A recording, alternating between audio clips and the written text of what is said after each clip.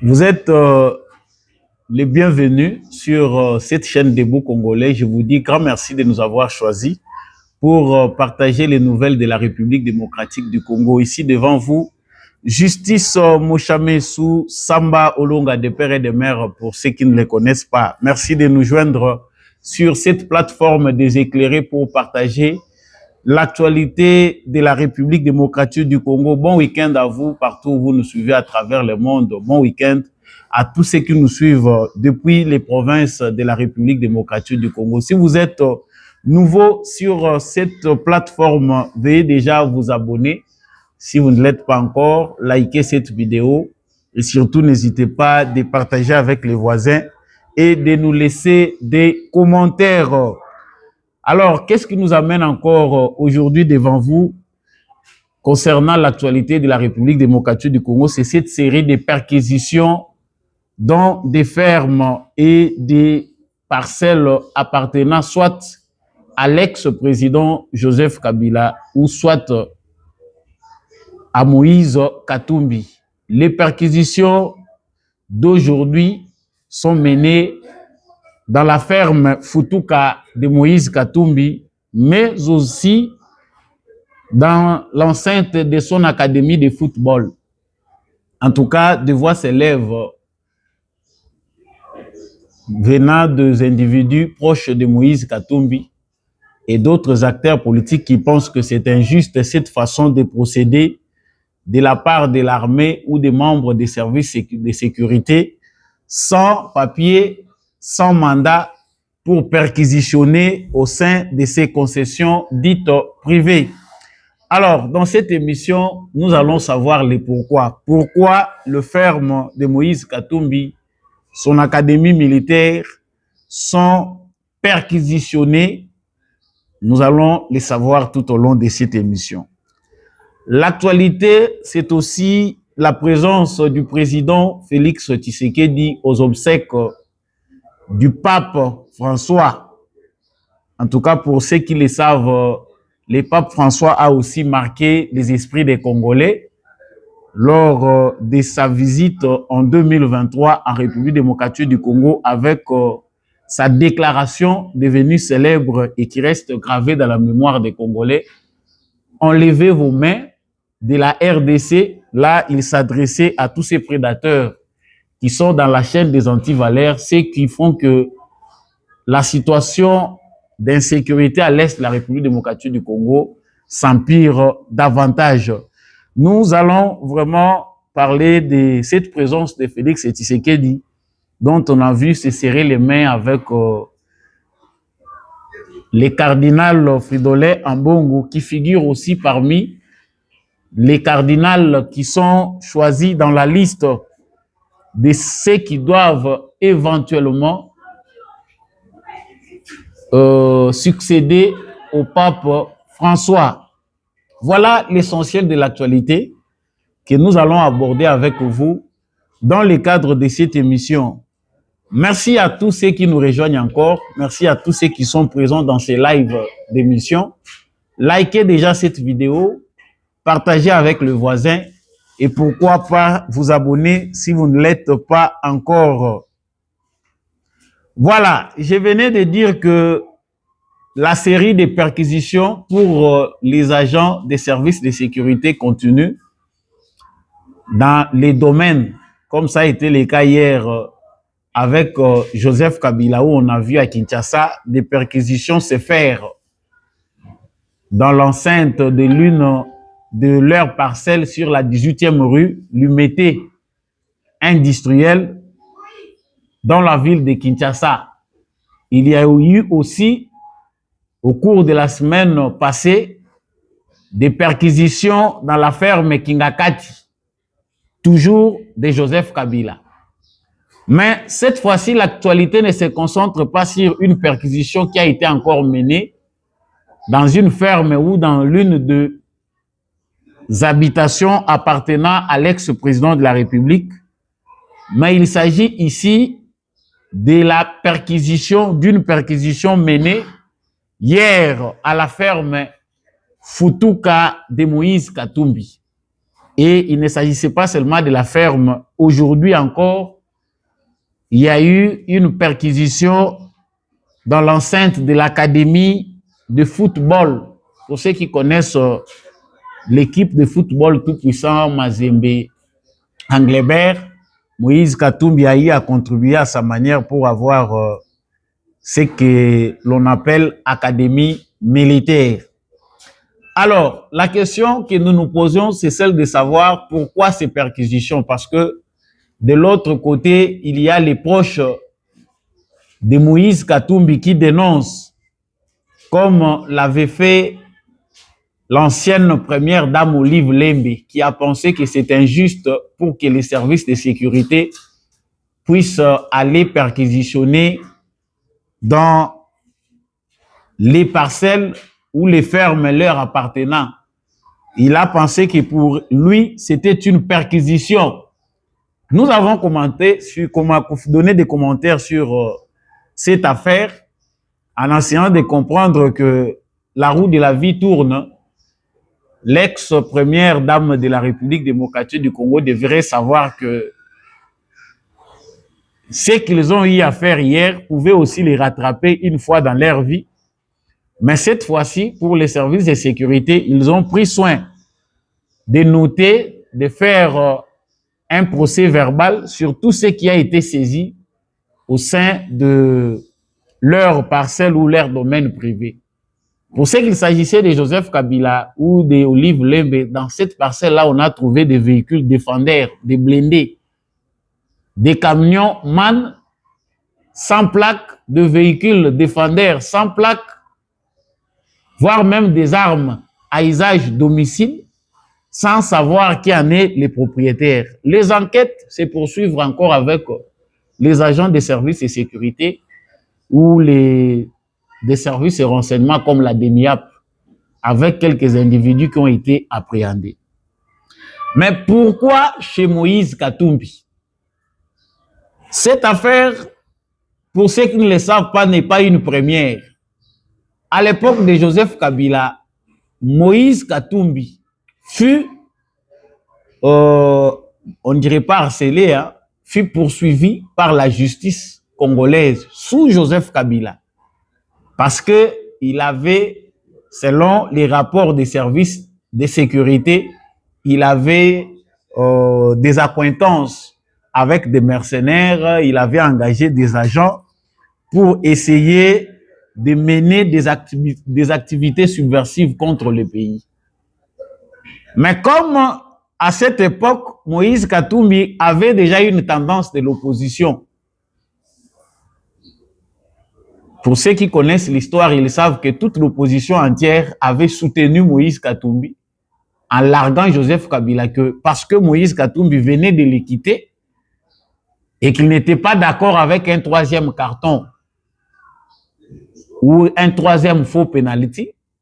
Voilà pourquoi Joseph Kabila s'acharnait sur Moïse Katumbi parce qu'il avait quitté son camp pour basculer de l'autre côté. Mais aujourd'hui, il faut d'abord se poser la question de savoir pourquoi Moïse Katumbi s'est retrouvé en exil et pourquoi Moïse Katumbi ne rentre pas au pays. Lui qui est sorti par la grande porte, parce qu'il n'y a pas longtemps, il s'agissait de cette affaire de la piste de Moulonde, où Moïse Katumbi s'était permis contre les droits, contre les lois de la République, d'aménager une piste d'atterrissage en pleine forêt sans avertir au préalable les services habilités.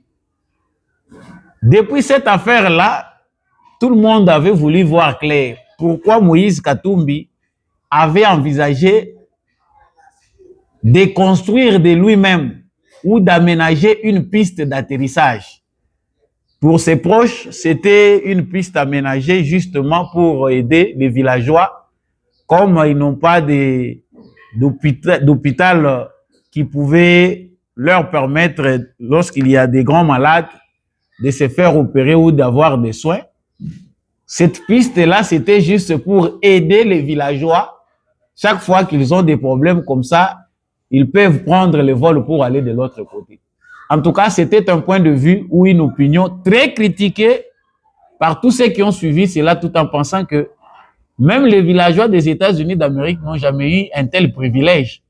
Il y a toujours des enclavements partout et il y a toujours des individus défavorisés.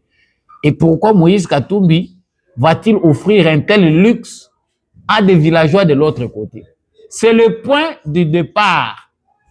Après une descente de l'armée congolaise qui était descendue sur le lieu, Moïse Katumbi est sorti du pays sans avertir. Et c'est jusqu'aujourd'hui.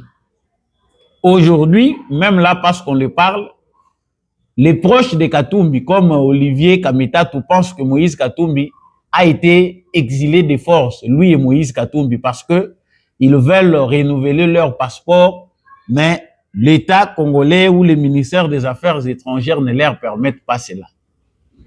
Alors, à la question pourquoi les perquisitions, il a été noté par les services de sécurité que plusieurs éléments prouvent à suffisance que Moïse Katumbi et Joseph Kabila sont dans des démarches ou dans des activités pour pousser vers une insurrection populaire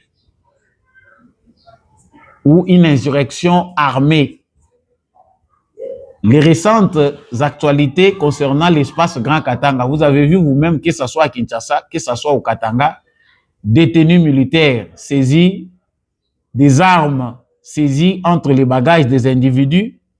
Un groupe d'individus, des Congolais, a été arrêté en Zambie, où il préparait l'assaut, il s'est préparé pour entrer en République démocratique du Congo. Déjà, quelque part, il y avait tentative de création d'un mouvement rebelle.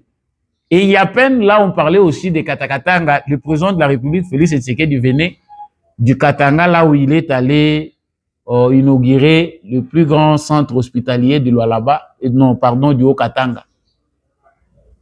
Et là, il a aussi tenu une réunion provinciale, le Conseil provincial de sécurité. Le président a présidé ces conseils.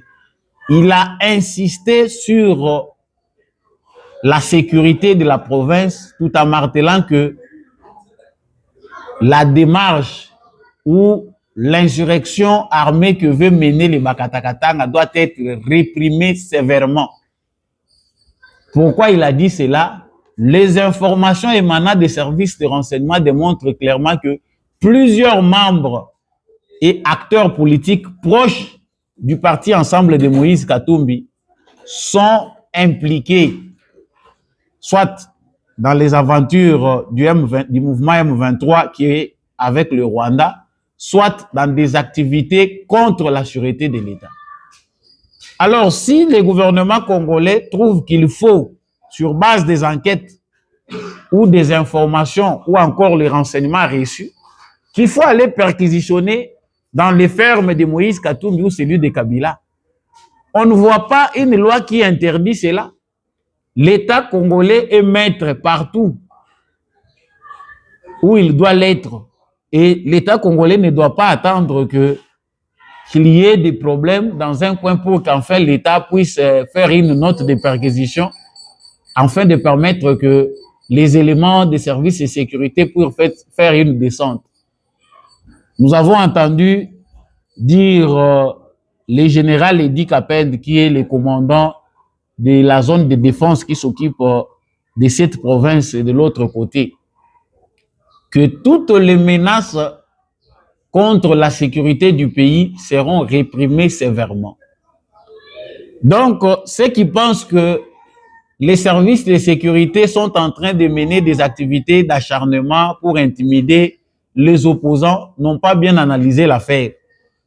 Il y a vraiment beaucoup d'éléments qui démontrent clairement qu'il y avait une mauvaise planification et préparation de la part de Moïse Katumbi et Joseph Kabila. Et depuis les jours où a été lancé ce que les autres appellent une aventure de réconciliation katangaise. Donc, ils se sont réunis, Joseph Kabila et Moïse Katumbi, alors que tout le monde savait qu'ils étaient à couteau tiré. Moïse Katumbi, qui avait quitté Joseph Kabila parce qu'il n'avait jamais servi l'intérêt du peuple congolais, s'est retrouvé allié encore à ce même Joseph Kabila.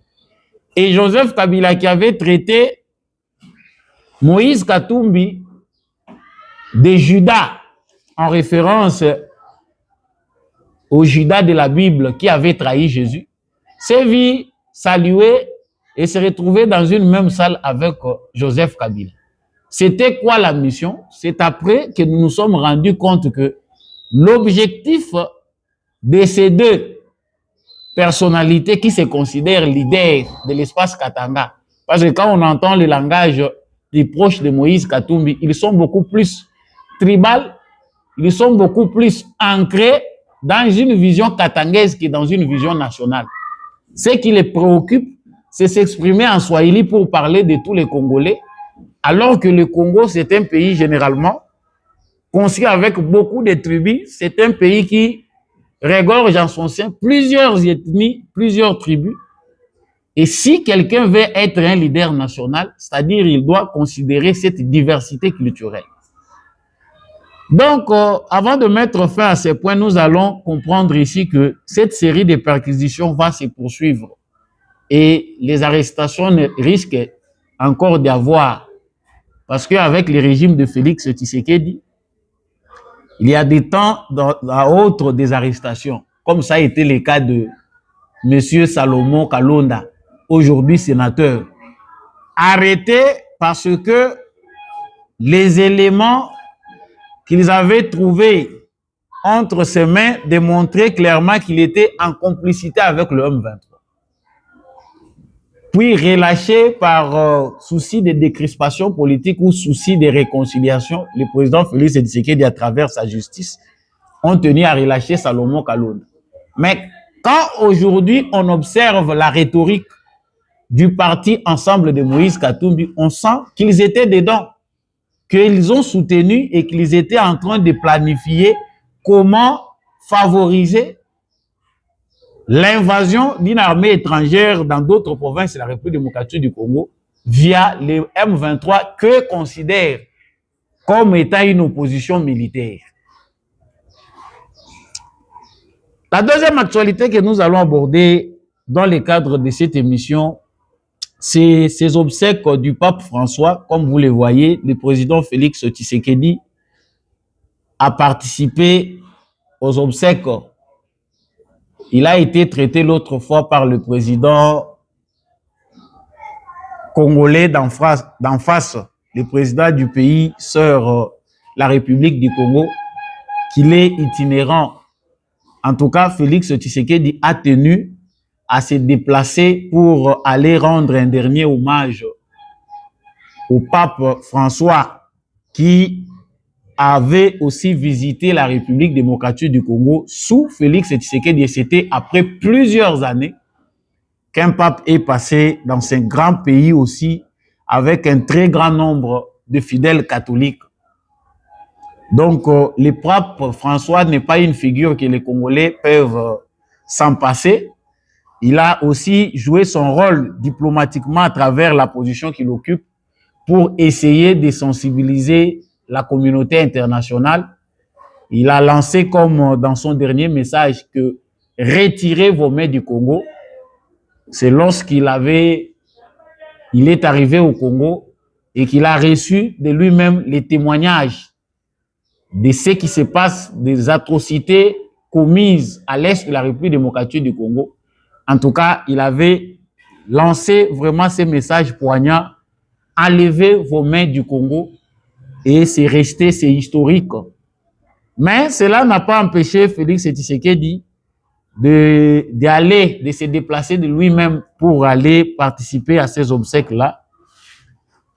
Et il a été présent, comme vous l'avez vu dans ces images, avec la première dame de la République, Maman Denise Nyakeru. Et l'actualité, c'est aussi cette rencontre furtive entre le président et les cardinals de la République démocratique du Congo, Fridolin Ambongo. Ils se sont salués dans un climat de grandes divergences, où l'organisation de l'Église catholique un petit groupe de l'Église du Christ au Congo pense que il est important d'œuvrer pour un pacte social. Ils ont même mené une diplomatie pour ça. La divergence fait que le président de la République, de par sa manière de parler, parce qu'on ne sait pas dans le futur à quoi ça va vraiment aboutir, le président Félix Tshisekedi a, lui, engagé des consultations à travers son conseiller spécial en matière de sécurité. Alors que la démarche voulue par les évêques de la Senko, c'était celle d'un pacte social qui va amener à un dialogue pour résoudre ce qu'ils pensent ou appellent les crises, les causes profondes du conflit. Donc, l'actualité sera encore abondante. L'Église catholique et l'État congolais sont à une phase où le régime actuel a tout fait pour aider les catholiques à jouer un rôle responsable en tant qu'une branche de la société civile.